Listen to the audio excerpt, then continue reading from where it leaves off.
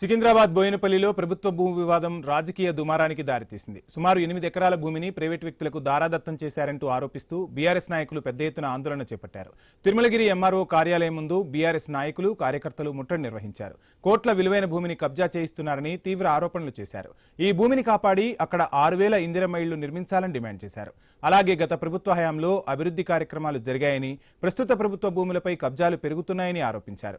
MRO కోర్టులో వెంటనే counter petition దాఖలు చేయాలని డిమాండ్ చేస్తూ పెద్ద ఎత్తున నిరసన చేపట్టారు. ఈ ఆందోళనలో మాజీ చైర్మన్లు, కంటోన్మెంట్ బీఆర్ఎస్ నేతలు పాల్గొన్నారు. ప్రభుత్వం స్పందించి భూమిని కాపాడకపోతే పెద్ద ఎత్తున ఉద్యమాలు చేపడతామని హెచ్చరించారు.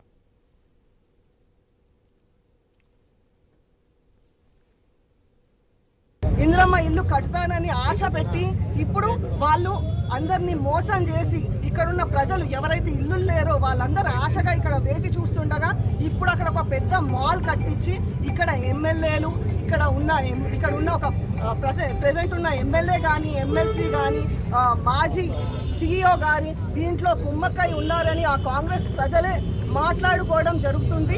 ఇక్కడ ఉన్న కంటోన్మెంట్ ప్రజలు మాట్లాడుకోవడం జరుగుతుంది. దీని గురించి వాళ్ళు బయటకు వచ్చి ఆన్సర్ చేయాలి, ప్రజలకి న్యాయం జరపాలి. ఇక్కడున్న కంటోన్మెంట్ ప్రజలందరికీ కూడా ఇక్కడ ఇందిరమ్మ ఇల్లులు కట్టించాలి. అప్పటి వరకు బీఆర్ఎస్ మేమందరం నేతలు కూడా ముందరికి వచ్చి ఇలా ఫైట్ చేస్తూనే ఉంటాం.